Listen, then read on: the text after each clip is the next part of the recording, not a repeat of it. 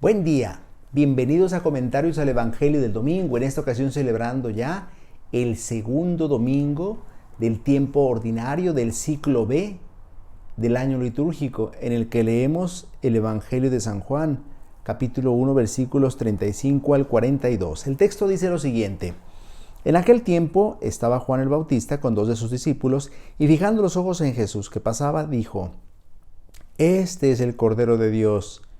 Los dos discípulos, al oír estas palabras, siguieron a Jesús.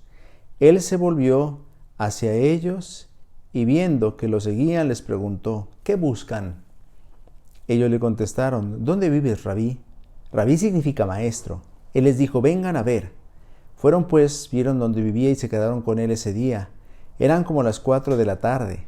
Andrés, hermano de Simón Pedro, era uno de los dos que oyeron lo que Juan el Bautista decía y siguieron a Jesús. El primero a quien encontró Andrés fue a su hermano Simón y le dijo: Hemos encontrado al Mesías, que quiere decir el ungido. Lo llevó a donde estaba Jesús y éste, fijando en él la mirada, le dijo: Tú eres Simón, hijo de Juan. Tú te llamarás Kefas, que significa Pedro, es decir, roca. Palabra del Señor. Gloria a ti, Señor Jesús. Estimados hermanos, hemos iniciado el tiempo ordinario. Una vez concluidas las celebraciones del ciclo natalicio, las últimas, la Epifanía, el bautismo del Señor, hemos iniciado el tiempo ordinario. Un tiempo que celebra la vida pública de Jesús, que está centrado en su predicación, en el anuncio del Evangelio. Se llama ordinario no porque no sea importante, sino porque en ese tiempo no celebramos un misterio particular de la vida del Señor, como en la Navidad, que celebramos la encarnación y el nacimiento del Señor, o en la Pascua, que celebramos la pasión, muerte y resurrección del Señor. En el tiempo ordinario nos centramos en la vida pública de Jesús, en aquellos años de predicación, de enseñanza a las multitudes y a sus discípulos. Por eso, escuchamos ahora la llamada de los primeros discípulos. Es el inicio del camino del seguimiento del Señor. Dice el Evangelio de San Juan: En aquel tiempo estaba Juan el Bautista con dos de sus discípulos, y fijando los ojos en Jesús que pasaba, dijo: Ese es el Cordero de Dios. Es Juan el Bautista, el precursor del Salvador, el que se encarga de señalar a Jesús, y lo señala entre los hombres. Y dice el Evangelio que Jesús le dijo a sus discípulos, que Juan le dijo a sus discípulos: Este es el Cordero de Dios, este es el Cordero de Dios. Una expresión que a lo mejor a nosotros nos puede desconcertar, pero que para los judíos del tiempo de Jesús era muy conocida, por dos razones fundamentales. La primera está asociada con el Cordero Pascual, aquel que se debía sacrificar para celebrar la Pascua, aquel que se sacrificó para que el pueblo de Israel saliera de Egipto. Por tanto, era el Cordero que recordaba la liberación de la esclavitud, el Cordero que celebraba la liberación de la opresión de los egipcios. Quiere decir que cuando Juan el Bautista le dice a sus discípulos: Ese es el Cordero de Dios, ellos entendieron muy bien esta referencia. El Cordero cuya sangre los liberó de la muerte. Recordemos que la sangre del Cordero se untaba en las jambas y en los dinteles de las puertas, precisamente para que la última plaga, la plaga del ángel exterminador, pasara de largo de la casa de los israelitas y no se detuviera a tomar la vida de los primogénitos, como sí sucedió en las casas de los egipcios. El Cordero que los liberó de la muerte, el Cordero que los liberó del mal.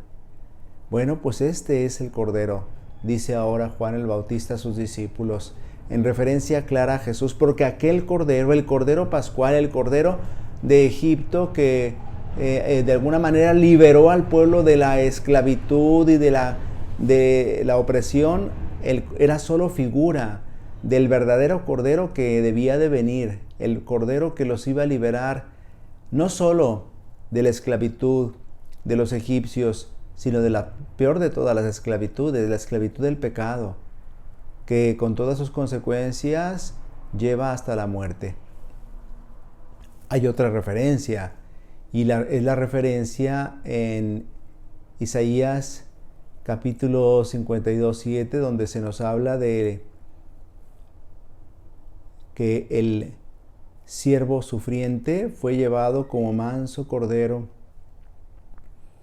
ante el esquilador, fue llevado a sacrificar, el cordero que se sacrifica, el cordero que se entrega, el cordero que sufre para liberar. De eso habla el libro del profeta Isaías, un cordero que asume los pecados del mundo. Bueno, pues cuando Juan el Bautista le dice a sus discípulos, ese es el Cordero de Dios, ellos entendían muy bien de qué estaba hablando Juan el Bautista.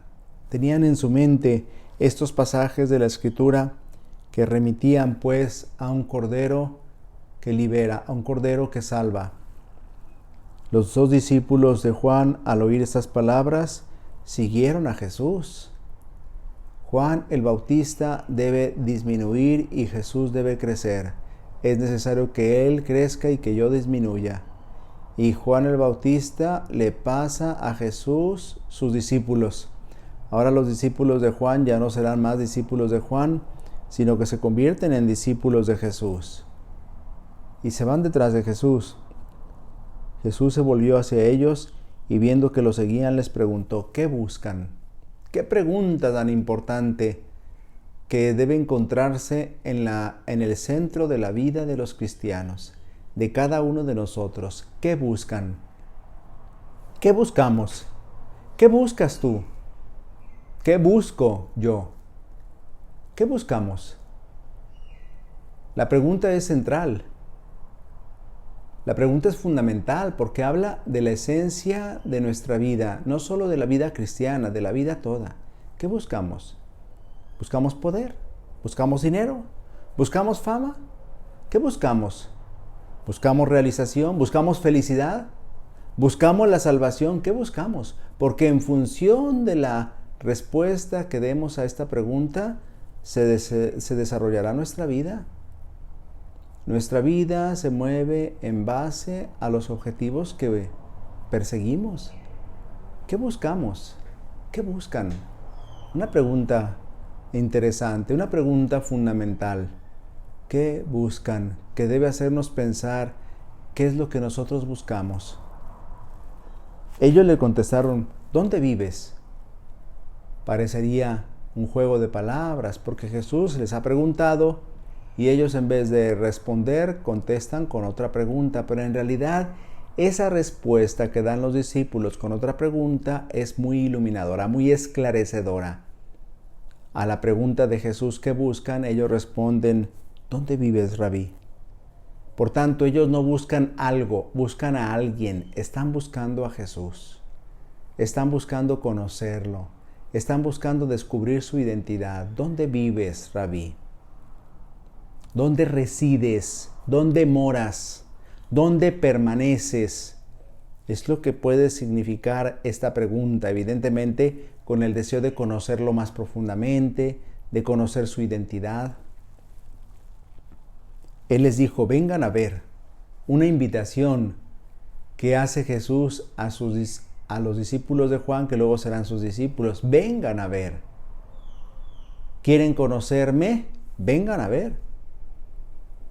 Al comenzar el año litúrgico, al comenzar el tiempo ordinario, nuestro objetivo como cristianos debería de ser buscar el sentido de nuestra vida, buscar conocer a Jesús. Y Jesús nos dice, vengan a ver. O sea, Jesús nos invita a acercarnos a Él, nos invita a buscarlo, nos invita a profundizar en el conocimiento de su persona. Claro, a través del estudio, por ejemplo, de la doctrina cristiana, a través del estudio de nuestra fe. Qué importante es que tomáramos en serio esta invitación. Todo cristiano debería de ser una persona bien informada, sobre todo en lo que se refiere a su fe, a la doctrina que profesa, al estilo de vida de Jesús. Vengan a ver. Esta invitación que nos hace el Señor, claro, no es solo de agarrar un libro y ponernos a estudiar, que puede incluirlo, pero también vengan a ver, vengan a hacer experiencia. Es decir, la invitación es ir a conocer a Jesús personalmente, a entrar en comunión de vida con Él, a entrar en la intimidad de su persona. Fueron pues, dice el evangelista, vieron donde vivía y se quedaron con Él ese día. Jesús les ha permitido entrar en la intimidad de su conocimiento y ellos han aprovechado hasta el final. Es decir, dice el Evangelio, se quedaron con Él ese día. Aprovecharon todos los momentos y todas las ocasiones que el Señor les dio en ese momento para conocerlo. Nosotros deberíamos hacer lo mismo.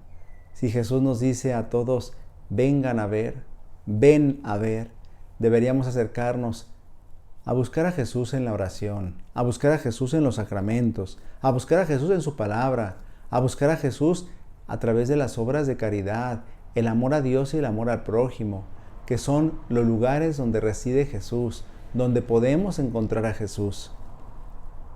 Y dice el evangelista, eran como las 4 de la tarde. Recordemos que uno de los dos que fue detrás de Jesús era el mismo evangelista, uno de los discípulos de Juan el Bautista, que luego será discípulo de Jesús. Y recuerda hasta la hora en que se encontraron con Jesús. Porque cuando nos encontramos con el Señor, nos acordamos hasta de los detalles más pequeños. Es que todo importa.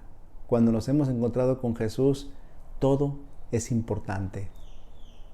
Y no podemos dejar pasar entonces ese encuentro tan significativo que nos cambia la vida.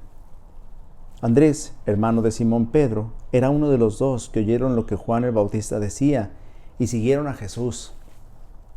El primero a quien encontró Andrés fue a su hermano Simón y le dijo, hemos encontrado al Mesías.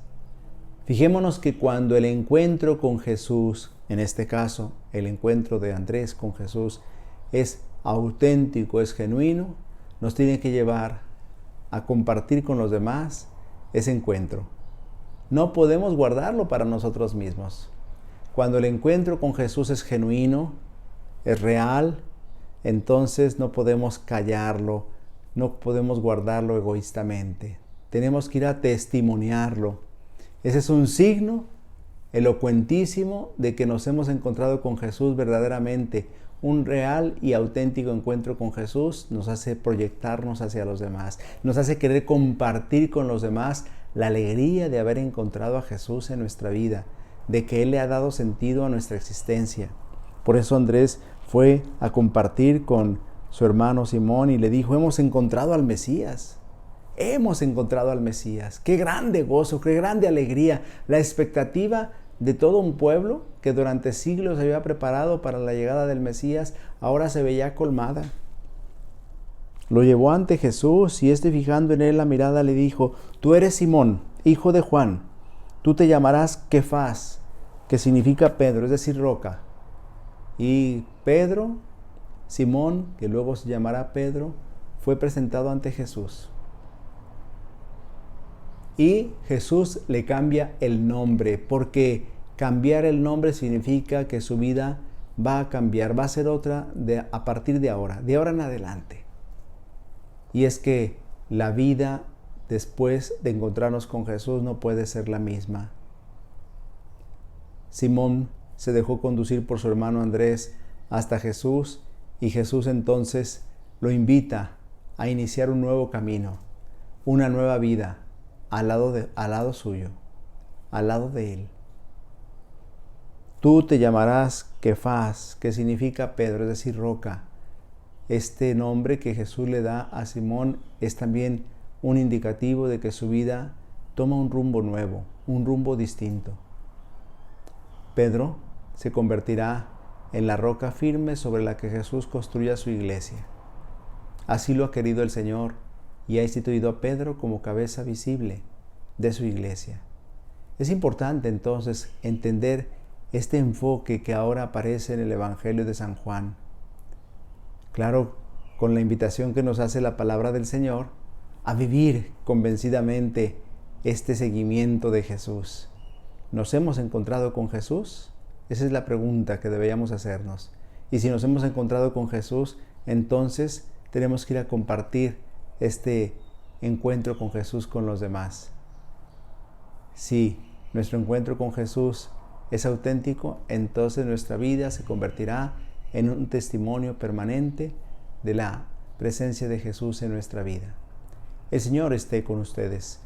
La bendición de Dios Todopoderoso, Padre, Hijo y Espíritu Santo, descienda sobre ustedes y les acompañe siempre. Si Dios lo permite, nos vemos la próxima semana. Que pasen un feliz día del Señor.